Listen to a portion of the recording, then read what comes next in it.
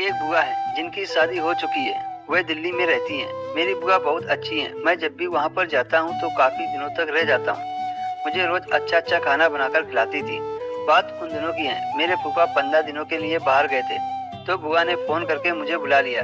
मैं जाते ही बुआ जी के पैर छुए और नमस्ते बोला। बुआ ने मुझे आशीर्वाद दिया और पूछा, सब ठीक ठाक हैं?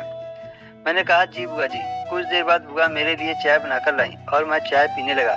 फिर मैंने बुआ जी से कहा, फूफा कितने दिन में आएंगे? बुआ बोली, लगभग 15 से 20 दिन बाद आएंगे। फूफा के आने तक तुम यहीं रहना। मैंने कहा, ठीक है। मैं नहाने बाथरूम में चला गया और बुआ खाना पकाने किचन में चली गई। मैं बाथरूम में नहा रहा था, तभी मुझे याद आया कि कुंडी तो लगी नहीं है।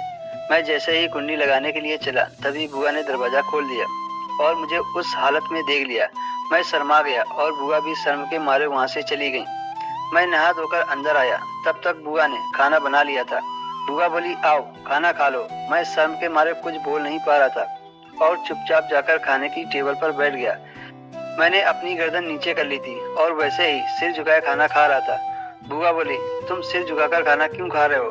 मैंने बोला, सॉरी बुआ, गलती से कुंडी लगाना भूल गया था। बुआ बोली, कोई बात नहीं। मैंने बचपन में तुम्हें उस अवस्था में नहीं देखा था क्या? मैं ही तुझे नहलाती थी। उसके बाद हम दोनों हंस पड़े और मैं अब बुआ से बातें करने लगा। करीब 10 बज गए थे। बुआ बोली, हम दोनों एक ही कमरे में सो जाएंगे। मैं कमरे में गया तो डबल बेड था। मैं चादर ओढ़कर एक किनारे लेट गया।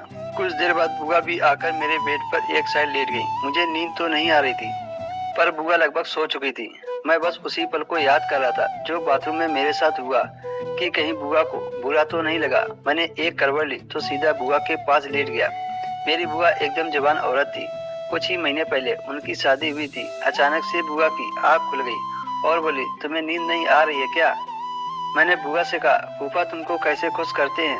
तो बुआ बोली, तेरे फूफा तो मुझे खुश नहीं कर पाते हैं। वो तो अक्सर काम के सिलसिले से बाहर ही रहते हैं। तो मैंने बुआ से कहा, मैं तुमको खुश कर दूं। इस बात से बुआ राजी हो गई। तो फिर मैंने भी उस रात बुआ को जन्नत का मजा दे दिया। उस दिन बुआ को इतना मजा आया कि वो रोज मेरे साथ करने लगी। जब तक फूफा घर लौटकर नहीं आए, तब तक बुआ ने हमसे खूब मजे लिए। फूफा के आने के बाद मैं अपने घर वापस आ गया और बुआ फूफा के साथ रहने लगी।